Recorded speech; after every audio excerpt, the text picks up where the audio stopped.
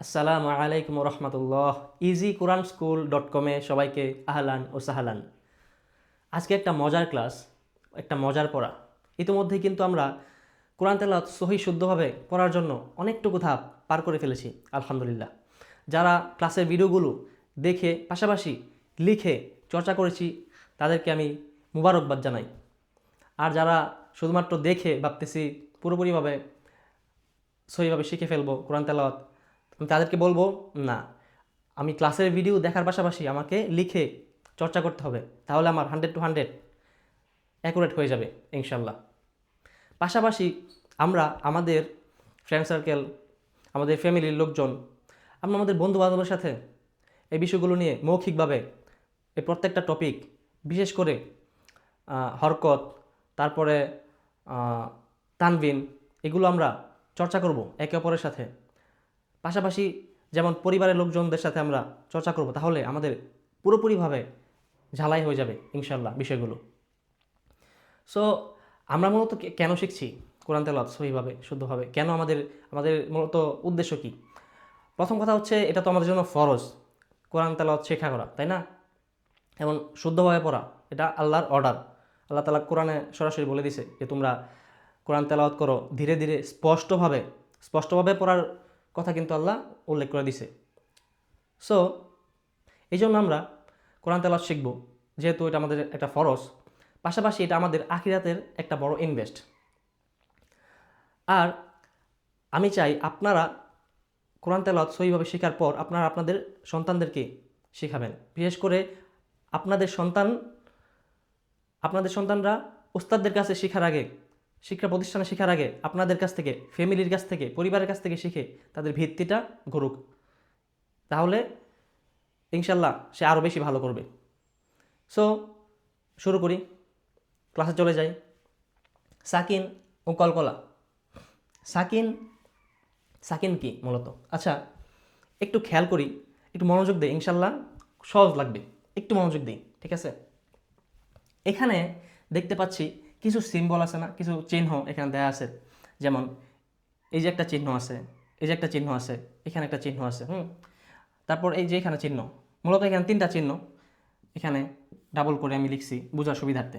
এখন এই চিহ্ন বা এই যে লাস্টে যেটা আছে একটু গোল বৃত্তের মতো বা শূন্যের মতো যে চিহ্নটা, তারপর এই যে একটু ত্রিভুজ আকারের মতো বা কোণা রয়েছে উপরে এটা, বা এই যে কমা আছে না, এই কমার মতো একটা চিহ্ন, এটা মূলত কি? এটা মূলত কিসের চিহ্ন? এটা মূলত সাকিনের চিহ্ন বা জজমের চিহ্ন। সাকিন বলতে পারি আমরা, বা জজম বলতে পারি, অথবা সুকুন বলতে পারি। সো এখন আমরা এই যে এই পাশেও দেখতে পাচ্ছি এই চিহ্নটা কিসের মতো? এই যে একটু ত্রিভুজ আকৃতির, এই যে শূন্য, তারপরে যে কমার মতো, মূলত সাকিন চিহ্ন। এই চিহ্নের কাজ কি, বা সাকিনটা কি, বা সাকিনের কাজ কি? আমরা একটু খেয়াল করি, আমরা যদি এটা লিখি এখানে খেয়াল করি, যেমন এটা কি লিখছি আমি? বিসমি লিখি নাই? বাংলায় কি বিস্মি তো নাকি? এটা কি মূলত বিসমি? এখানে লেখা হয়েছে মূলত কি বিস্মি। এটাকে আমরা কি পড়ি? এটা কি বিসমি পড়ি? এটাকে কিন্তু আমরা পড়ি কি বিস্মি, তাই না? তো এই যে একটা হসন্ত এখানে দেয়া আছে, যেমন আরেকটা লিখি আমরা, যেমন এটা কি আকবার নাকি আমরা কি বলি? আকবার বলি না? আকবার বলি, আকবার কিন্তু বলি না। তেমনি যেমন বিসমি বলি না, আকবারও বলি না, তাহলে কি বলি? বিস্মি বলি, আকবার বলি। এখানে এই যে হসন্ত আছে না একটা, এই হসন্ত, এই জজম মূলত এই হসন্তর কাজটাই করে থাকে। বাংলায় এই হসন্তর কাজটাই করে থাকে, হসন্তের কাজটাই করে থাকে। এখন এক্সাম্পল দিলে আপনাদের ইনশাল্লাহ ক্লিয়ার হয়ে যাবে। তাহলে কি বললাম? যজম মূলত কিসের কাজ করে? হসন্তের কাজ করে। আর যদি সংজ্ঞা হিসেবে বলতে চাই তাহলে কিভাবে বলবো? আচ্ছা, যেমন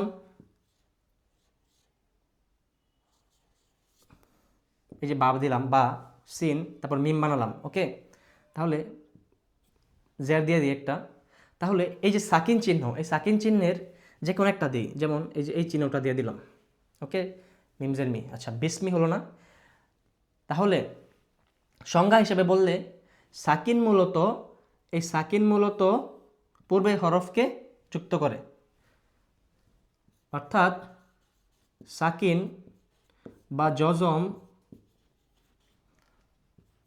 পূর্বের হরফকে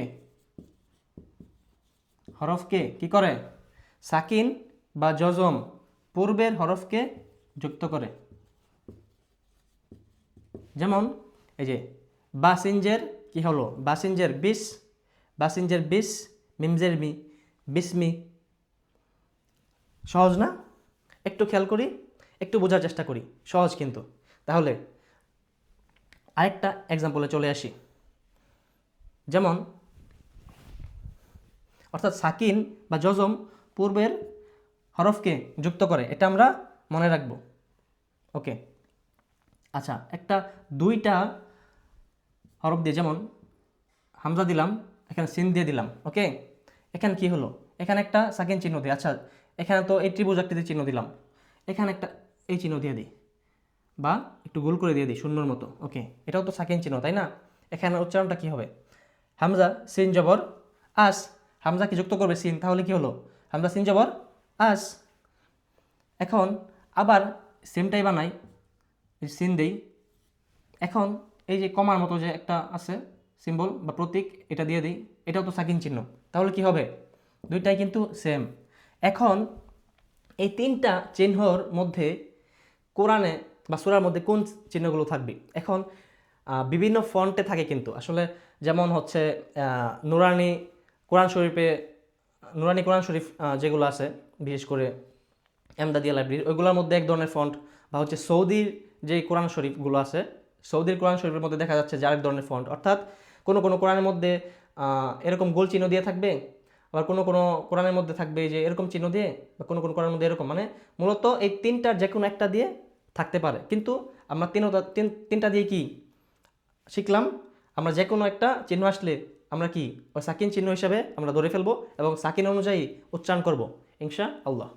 আচ্ছা, এখন আমরা দুইটি হরফ দিয়ে উদাহরণ তো দেখেছি, আমরা যদি তিনটি হরফ দিয়ে উদাহরণ দেখি ইনশাল্লাহ আমাদের আরও ভালোভাবে ক্লিয়ার হয়ে যাবে। ওকে, একটু খেয়াল করি, একটু খেয়াল করি। যেমন হামজা দিই,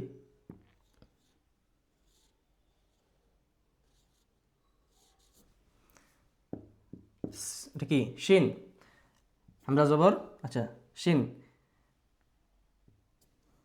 পেশ দিয়ে দিই। এখন এখানে একটা সাকিন চিহ্ন দিয়ে দিই, যেমন জিরোর মতো এটা দিয়ে দিই। তাহলে এখানে কি হলো? হামজা শিন জবর আশ, হা জবর হা, আশ হা, দাল পেশ দু, কি হলো? দাল পেশ কি? দাল পেশ দু, কি হলো? আশ হাদু। আচ্ছা, এখন আরেকটা সিম্বল দিয়ে দিই, যেমন সেম উদাহরণ, শিন বা নাই, তাহলে কি হলো? এখন আমরা এই ত্রিভুজ আকৃতির মতো এটা দিয়ে দিই। তারপর হা জবর দাল পেশ দিয়ে দিলাম, তাহলে কি হলো? আশ হাদু। আবার এই যে কমানা, কমার মতো সাকিন চিহ্ন, এটা দিয়ে বানাই। আচ্ছা,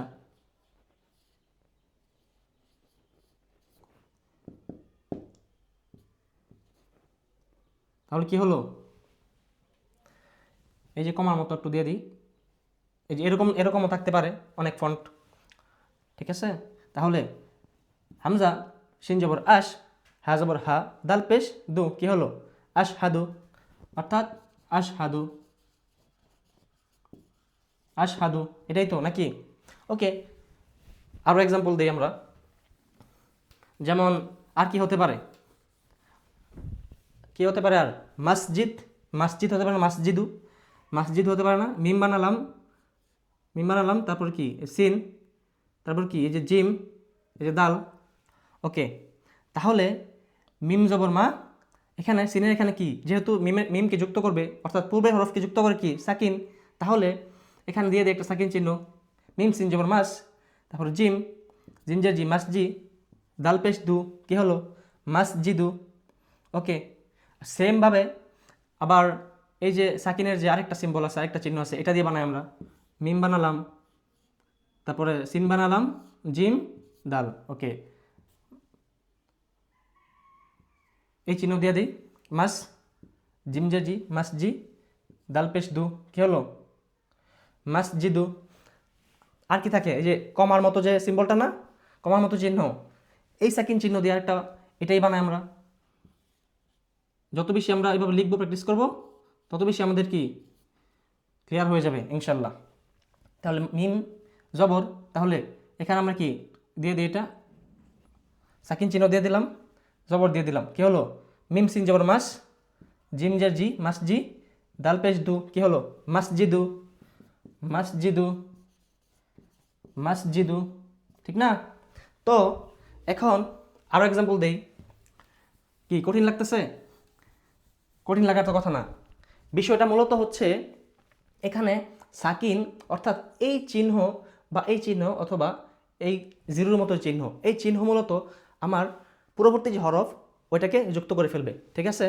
যেমন বড় উদাহরণে যাওয়ার আগে ছোটো আরেক কয়েকটা উদাহরণ দিই। যেমন হচ্ছে হামজা দিই, আচ্ছা হামজা দিলাম, তারপর মিম দিই, তাহলে এখানে একটা সাকিন চিহ্ন দিয়ে দিই। ওকে, জবর দিই, তাহলে কি হলো হামজা মিম। এখানে সাকিনের সংজ্ঞা অনুযায়ী বা জজমের সংজ্ঞা অনুযায়ী তাহলে কি হবে, এই আলিফকে বা হামজাকে মিমটা কি ধরে ফেলবে না? তাহলে এই যে সাকিনের এখানে পূর্ববর্তী হরফ কোনটা, আলিফ। তাহলে আলিফ অথবা এখানে আমরা কি পড়বো, হামজা পড়বো, এই হামজাকে ধরবে না? তাহলে যেহেতু এই সাকিনটা পূর্ববর্তী হরফকে ধরবে, তাহলে উচ্চারণটা কি হবে, হামজা মিম জবর আম, কি হবে আম। ওকে, কি কঠিন লাগতেছে? আচ্ছা, এখন আর উদাহরণে চলে আসি। যেমন আচ্ছা, হামজা এবং আলিফের বিষয়টা তো আমাদের মনে আছে না? আলিফ আমরা কোন সময় বলবো, যে এরকম এরকম থাকলে, শুধু একটা মানে খালি থাকলে এটাকে আমরা তখন কি আলিফ বলবো আর কি। আর যদি উপরে জের আসে বা হচ্ছে নিচে জের আসে অথবা যদি পেশ আসে, তখন কি, তখন এই আলিফ কি আলিফ থাকে, তখন কি আলিফটা হামজা হয়ে যায় বা পুরোপুরি হামজার মতো হয়ে যায়। এটা রিমাইন্ডার হিসাবে আবার বললাম। ওকে, তাহলে হামজা জবর এখানে এই যেটা কি জানি, কি কোন হরফ জানি, আমরা কিন্তু অলরেডি পারি এটা, প্রথম ক্লাসে দ্বিতীয় ক্লাসে ট্রাই করেছি। ওকে, তাহলে এটা কি কাফ, তাহলে কি এটা র না, এটা কি এটা বা, এটা কি র না? তাহলে এখানে একটা সাকিন চিহ্ন দিয়ে দিই। ওকে, হামজা কাফ জবর আক, বা জবর বা, আক বা, র পেশ রু, কি হলো আকবারু। আমরা এই গুল সিম্বল দিয়ে একটা বানাই, যেমন হামজা, এটা কি কাপ না, বা র, তাহলে হামজা কাপ জবর আক, বা জবর বা, র পেশ রু, কি হলো আকবারু। সেমভাবে এই কমা দিয়েও কিন্তু এরকমভাবে শব্দ তৈরি হবে। সো আশা করি সাকিনের বিষয়টা, অর্থাৎ সাকিন যে পূর্বের হরফকে যুক্ত করে এবং হসন্তের মতো, বাংলায় হসন্তের মতো মূলত কাজ করে, সেটা আমরা বুঝেছি। আশা করি ক্লিয়ার হয়েছে সবার। সো এখন এই যে সাকিনের পাশে কি লেখা আছে, কলকলা। তো আমরা এখানে চলে আসি। কলকলা মূলত কি, এটা আসলে মজার পড়া। কলকলা মূলত হচ্ছে এই সাকিন পড়েছি না আমরা, সাকিন 5টি হরফ আছে, 5টি হরফের মধ্যে সাকিন আসলে, ওই 5টি হরফের মধ্যে সাকিন আসলে একটু ধাক্কা দিয়ে, একটু বা ঝটকা দিয়ে, বা হচ্ছে একটু পাল্টা আওয়াজ করে পড়তে হয়। ওটাকেই কলকলা বলা হয় সাকিন আসলে, কিন্তু ওই 5 হরফের মধ্যে। তো আমরা দেখি, একটু সহজভাবে চেষ্টা করি বোঝার। সো সাকিন আমরা বুঝেছি। সো এখন আমরা কি কলকলা শিখব। আচ্ছা, কলকলা, আমি আবার বলতেছি, এই সাকিন অর্থাৎ সাকিন যুক্ত থাকবে 5টা হরফে। মানে 5টা হরফের মধ্যে সাকিন যুক্ত থাকলে একটু ধাক্কা দিয়ে, একটু ঝটকা দিয়ে অথবা পাল্টা আওয়াজ করে পড়তে হয়। এটাকে বলা হয় কলকলা। অর্থাৎ কলকলা হরফ মোট 5টি। কি কি? কফ ত, কফ ত বা জিম দাল, কফ ত বা জিম দাল। আমরা এটা মুখস্থ রাখবো ইনশাল্লাহ। অনেক কিছু তো আমরা কত কিছু মুখস্থ রাখছি না জীবনে। সো এটা তো মাত্র 5টা হরফ আর কি। সো আমরা আরবি, আমরা তেলাওয়াত শিখবো, সহিভাবে শিখবো, কিছু কিছু বিষয় আমরা মুখস্থ রাখবো। কয়েকটা টপিক আমি যেগুলো বলবো এগুলো আমরা ইনশাল্লাহ মুখস্থ রাখার চেষ্টা করবো। সো কলকলার হরফ 5টি। কলকলার হরফ 5টি। কি কি? কফ ত বা জিম দাল, কফ ত বা জিম দাল। আমরা এইভাবে মনে রাখতে পারি। কুত বোজাত, আমি বলবো এভাবে না মনে রেখে আমার সরাসরি 5টা হরফ মনে রাখবো ইনশাল্লাহ। এটাই আমার মনে হয় সহজ হবে ইনশাল্লাহ। তাহলে কি আমি আমার সাথে পড়ি ইনশাল্লাহ, এখনই আমরা মুখস্থ করে ফেলি। কলকলার হরফ 5টি। কফ ত বা জিম দাল, পড়ি। কফ, কফ ত, কফ ত বা জিম দাল, পড়ি, আমার সাথে পড়ি। কফ, কফ ত, কফ ত বা জিম দাল, কফ ত বা জিম দাল। সো এই 5টি হরফের মধ্যে, এই 5টি হরফের মধ্যে সাকিন হলে, এই 5টি হরফ, এই 5টি হরফের মধ্যে সাকিন হলে অথবা জজম হলে অথবা সুকুন হলে, মানে কি যাহাই সাকিন তাহাই জজম, ঠিক না? অলরেডি কিন্তু বলেছি। আচ্ছা, এই 5টি হরফের মধ্যে সাকিন আসলে বা সাকিন হলে একটু ধাক্কা দিয়ে বা ঝটকা দিয়ে অথবা কি একটু পাল্টা আওয়াজ করে পড়তে হয়। এটাকে বলা হয় কলকলা। আমরা উদাহরণ দেই, ইনশাল্লাহ আমাদের বুঝে আসবে। তাহলে কি বললাম? এই 5টি হরফের মধ্যে যখন সাকিন আসবে তখন একটু ধাক্কা দিয়ে পড়বো অথবা একটু ঝটকা দিয়ে পড়বো। যেমন এই যে কফ বানালাম না, একটু খেয়াল করি, একটু মনোযোগ দিয়ে, অনেক সহজ লাগবে, ঠিক আছে? এই যে একটা সাকিন চিহ্ন দিয়ে দিই, ওকে? আচ্ছা, আরেকটা বানাই, একটু সাকিন চিহ্ন দিয়ে দিই, ওকে? দিয়ে দিলাম, ডান। সো হামজা কাব জবর কি? হামজা, হামজা কফ, হামজা কফ জবর কি? এখানে উচ্চারণ কি হবে? আক, আক। উচ্চারণ কি হবে? কফ, কফ, আক, আক হবে? আক হবে না কিন্তু মূলত। আক এখানে হবে আ ক, আ ক। এই যে কফ না, এই কফ মূলত কি? কলকলা হরফ। ওই যে 5টি হরফ, কফ ত বা জিম দাল, এই 5 হরফের মধ্যে সাকিন হলে একটু ধাক্কা দিয়ে বা ঝটকা দিয়ে পড়বো। তাহলে এখানে কি হলো? হামজা কফ জবর আ ক, আ ক। আমরা কি বলতেছি? আক, আক, এরকম বলতেছি। আক, এরকম বলতেছি, এরকম হবে না কিন্তু, বলতে হবে কি? আ ক, আ ক। সেমভাবে এই যে এটাও আ ক, আ ক, আ ক। আবার খেয়াল করি, যেমন এখানে যদি ত দিয়ে দিই, ত এর উপর একটা জজম দিয়ে দিই, তাহলে উচ্চারণ কি হবে? হামজা ত জবর আত, আত হবে। বলি বলি আত হবে। কি জানি এখানে তো ত আছে, মানে কি কলকলার হরফ আছে। তাহলে কি উচ্চারণটা কেমন হবে? একটু ধাক্কা দিয়ে বলতে হবে না, পড়তে হবে না? একটু ঝটকা দিয়ে, একটু পাল্টা আওয়াজ করে, তাহলে উচ্চারণটা কি হবে? আত, আত হবে না, উচ্চারণ হবে কি? আত, আত, আত, আত, আত। যেমন আবার জেড দিয়ে দিই, যেমন জেড দিই, তো দিয়ে দিলাম, ওকে? এখানে একটা সাকিন চিহ্ন দিয়ে দিলাম, তাহলে উচ্চারণটা কি হবে? ইত হবে না কিন্তু, উচ্চারণ হবে কি? ইত, ইত, ইত। আবার পেশ দিয়ে দিই, পেশ, তারপর কি তো দিয়ে দিলাম, এখানে কি একটা সাকিন চিহ্ন দিয়ে দিই, ওকে? তাহলে কি? ও তো, ও তো। তাহলে কি পেলাম? আত, ইত, ও তো। মানে মূলত এখানে আত, ইত, ওত এটাই তো হওয়ার কথা ছিল, কিন্তু এটা হবে না। কেন হবে না? কারণ হচ্ছে ত, ত কি কলকলার হরফ, কফ ত বা জিম দাল, এটার মধ্যে সাকিন আসছে, তো এর উপর সাকিন আসছে, এই জন্য কি উচ্চারণ হবে? একটু ধাক্কা হবে। আত, আত, ইত, ওত। ক্লিয়ার? সহজ লাগতেছে না? আচ্ছা, একটু মনোযোগ দেই, ইনশাল্লাহ খুব সহজেই বুঝে আসবে। তারপর বা বা দিয়ে এক্সাম্পল দেই। যেমন বা দিয়ে দিলাম, সাকিন দিলাম, আবারও বা দিলাম, সাকিন দিলাম, আবারও বা দিয়ে দিলাম, সাকিন দিয়ে দিলাম। ওকে, এখন উচ্চারণটা কি হবে? হামজা, হামজা বা জবর আব, আব হবে। কফ ত বা জিম দাল, কলকলা হরফ এই পাঁচটির মধ্যে বা আছে না? বা পড়ছে, তাহলে কি হবে? একটু ধাক্কা দিই, একটু ঝটকা দিই। হামজা বা জবর আবে, আবে, আবে, আবে, আবনা, আবনা, আবে, আবে, আবার আবে, আবে। সো হামজা জেড দিয়ে দিই, বানালাম, তাহলে কি? হামজা বা জেড এবে, এবে।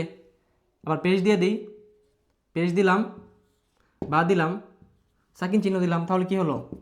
হামজা বা, এখানে কি? হামজা পেশ, তারপর কি? বার উপর কি দিলাম? সাকিন চিহ্ন দিলাম, তাহলে কি উচ্চারণ হবে মূলত? হামজা বা পেশ। বলি বলি আমার সাথে বলি। আচ্ছা, এটা কি হলো? ইবে বলছি না? তাহলে এটা কি হবে? বলি, ট্রাই করি, হবে ইনশাল্লাহ। ওব, ওব হবে। এই যে বা কিন্তু কিসে জানি হরফ? কলকলা হরফ, কফ তো বা জিম দাল, তাহলে ওব, ওব হবে না, ওবে, ওবে, ওবে। হামজা বা পেশ, ওবে, ওবে। আচ্ছা, এখন জিমে, জিম, জিম দিয়ে এক্সাম্পল দিই। জিম আর দাল বাকি রয়েছে না? আচ্ছা, তাহলে জিম দিয়ে, ওকে, আবার জিম দেই, জিম দিয়ে সাকিন দিই, একটা সাকিন চিহ্ন দিই, আবার দেই, জিম দিই, একটা সাকিন চিহ্ন দিই। ওকে, সো এখানে উচ্চারণ কি হবে? হামজা, হামজা জিম জবর আজ, আজ হবে? হবে না, তাহলে কি হবে? উচ্চারণ যে কলকলা হরফ আসছে, একটু একটু ধাক্কা দিব, একটু ঝটকা দিয়ে, একটু পাল্টা আওয়াজ করে, তাহলে হামজা জিম জবর কি হবে? জিমটা কি?